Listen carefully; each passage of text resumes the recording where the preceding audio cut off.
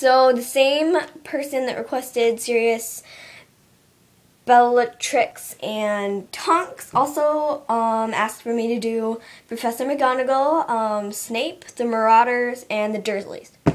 So I'm going to start off with Professor McGonagall, and I just think that she is a brilliant, amazing, marvelous, fantastic person. You should know what that means. And, you know, she just is so, at the beginning you think she's such a, you know, she's that strict, mean teacher that everyone hates, gives out tons of homework, right? And then, you know, at the end you realize she's a pretty cool teacher. I wish I could have her for a teacher. She's my dream teacher. I think that she's really cool, you know, with the students and Quidditch and all that. And she's also very, organized and collected and, you know, just calm and everything.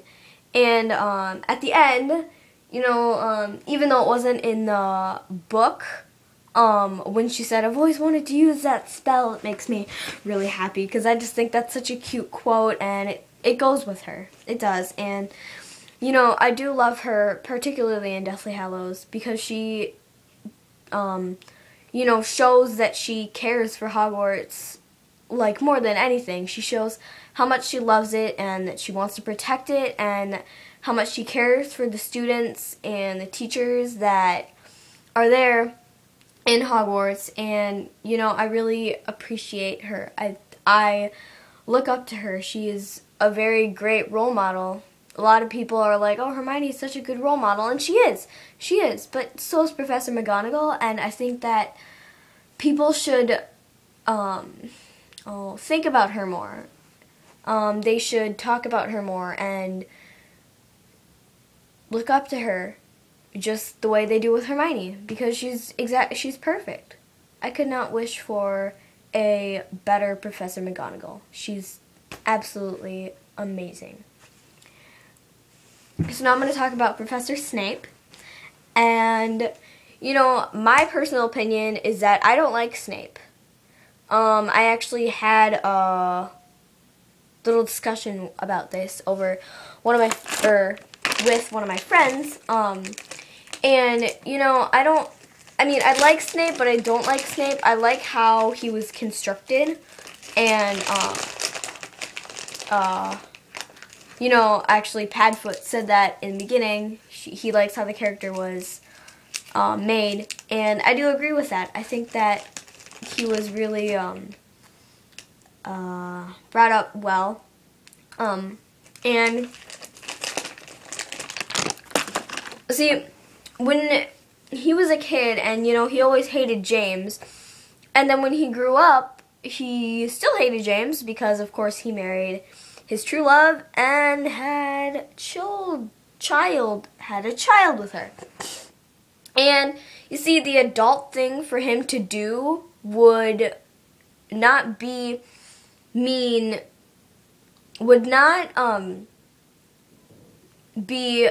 mean to Harry and his friends and Neville, because he didn't like him as the son of James Potter with his true love. You know, I don't think that he should have been mean to them. The adult thing to do for him would have been to keep it to himself. He might have had a disliking to Harry's father, but that doesn't mean he could be mean to Harry. Like, you can't hate someone for existing. It's not their fault for existing. I mean, I can see if Harry did something wrong that, you know, bothered him, but it's not really, he doesn't have a reason to hate Harry. He didn't do anything wrong. And, you know, everyone is saying that, oh, Snape should have been with Lily because he had a cute story. Well, we didn't get to learn about James's story, falling in love with Lily, did we? So, you know, we don't know whose is more romantic or not. But since we heard Snape's side, you know, a lot of people went to Snape's side. And they just, you know, shipping Snilly. And, you know, I don't agree with that, because I didn't get to hear about James and Lily and them bonding And you know what? If Lily chose James, then obviously James was the right one for her. And, you know, he made the mistake of calling her an M-blood. I don't like to say that word. So it's his own fault. I don't understand why people are sympathetic for him, because he doesn't deserve it. Like, he was still a good person in the end, I guess, you know, doing that for Dumbledore, but it was only for his own gain to protect Lily anyways. He probably wouldn't have done it. Anyway, I don't like him. And, you know, you can post your arguments and comments or agreements down below on Snape, or actually any of the characters I'm about to analyze and talk about. But, you know, I just don't like Snape, and I hope that you understand what I'm trying to say. I'm not very good with words. Why am I even making videos? But I hope that you understand and that you do get it, what I'm trying to say about Professor Snape. Next, I'm going to do the Dursleys. I'm going to start off with Petunia, because she is quite important when analyzing the Dursleys as a family. I think I actually feel a lot of sympathy for her. I feel bad for her. Like, I mean, see, she grew up, and I can't remember if it was Lily or her that got all the attention at first, you know.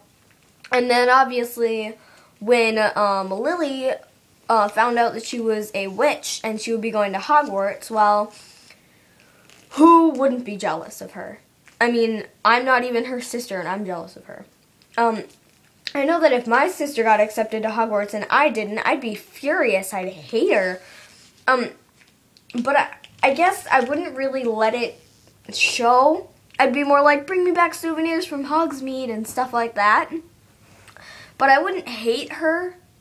So, I mean, I feel bad for her because I can understand how that would feel. Because my sister got invited to go to London and study in London. And, you know, she didn't end up going. But I was pretty jealous. It had, like, a wax seal and everything. So I just treated it as a Hogwarts letter because it kind of was, in a way. So, you know, I do feel bad for her, and I understand that, but I think that her anger should have been kept inside. You know, I can understand if she went out and told Lily, I'm jealous of you, but she didn't need to call her a freak, and she didn't need to start being mean. And I think that is what went wrong with her. She let her anger get out, and it ruined everything, so to say. And then I think that, I mean, her sister had a child, and then she died. And now they're being forced to take in the child and raise it, and then send it off to Hogwarts. And for her, I think it would just be like a whole another scenario with like the same thing as Lily. And you know, I'm really I do I can't find the right word. I do like okay.